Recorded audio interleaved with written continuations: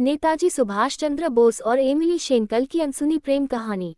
नेताजी सुभाष चंद्र बोस का नाम भारत के महान स्वतंत्रता सेनानियों में सम्मान के साथ लिया जाता है। उनकी जिंदगी का हर पल देश के प्रति समर्पित था, लेकिन उनकी जीवन यात्रा में एक खास पहलू भी था जो बहुत से लोगों को आज भी नहीं पता, उनकी और ऑस्ट्रिया की एमिली शेनकल की खूबसूरत और अनसुनी प्रेम कहानी।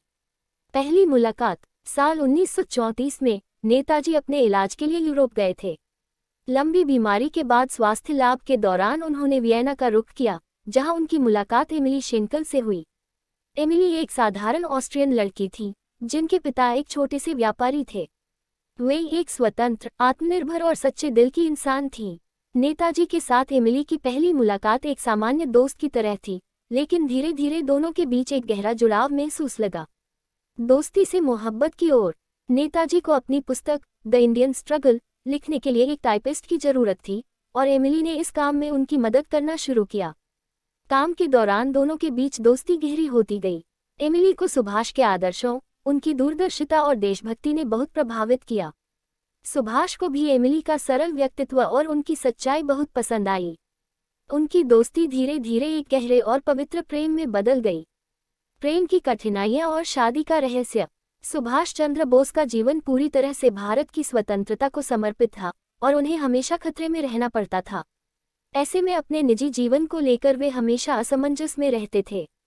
लेकिन एमिली का प्यार उनके जीवन में एक सुकून लेकर आया। कई ऐतिहासिक दस्तावेजों के अनुसार 1937 में नेताजी और एमिली ने एक निजी समारोह में शादी कर ली।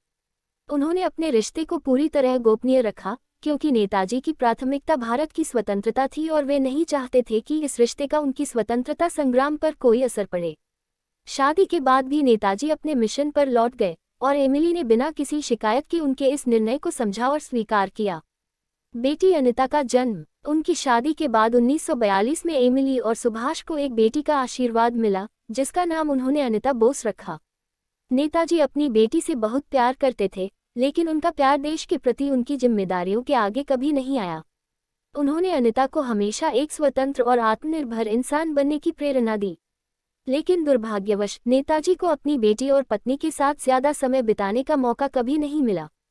वे भारतीय स्वतंत्रता संग्राम में इतने सक्रिय थे कि उनके लिए अपने परिवार के साथ रहना संभव नहीं था।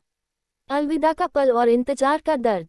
नेताजी आखिरी बार 1943 में अपनी पत्नी और बेटी से मिले। उन्होंने एमिली से कहा, मुझे जाना होगा क्योंकि मेरा देश मुझे पुकार रहा है। एमिली ने ये समझा और अपने पति को हिम्मत और समर्थन दिया, भले ही उनका दिल इस बिछड़ने के ख्याल से टूट रहा था। एमिली ने पूरी जिंदगी अपने पति का इंतजार किया। नेताजी का जीवन उनके देश के लिए कुर्बान हो गया, लेकिन उनके प्यार की छाया हमेशा उनके परिवार पर रही। एमिली ने कभी दूसरी शादी नहीं की, और उन्होंने अपनी बेटी को अपने पिता की कहानी और उनके आदर्शों से परिचित कराया। नेताजी का प्यार और उनकी विरासत। नेताजी सुभाष चंद्र बोस की यह प्रेम कहानी उनके जीवन के उस कोने को उजागर करती है जिसे उन्होंने बेहद निजी रखा। उनका प्यार निस्वार्थ था, और वे अपने प्यार को त्यागने के लिए भी तैयार थे। एमिली शेनकल के साथ उनका रिश्ता दिखाता है कि कैसे उन्होंने अपने देश की स्वतंत्रता और अपने परिवार दोनों से बराबर का प्रेम किया। ये प्रेम कहानी हमें ये सिखाती है कि सच्चा प्यार वह होता है जो हर परिस्थिति में साथ खड़ा रहे, चाहे हालात कितने भी मुश्किल क्यों न हों। नेताजी और एमिली का ये प्यार भारतीय स्वतंत्रता संग्राम के इतिहास में एक अनमोल धरोहर की तरह है।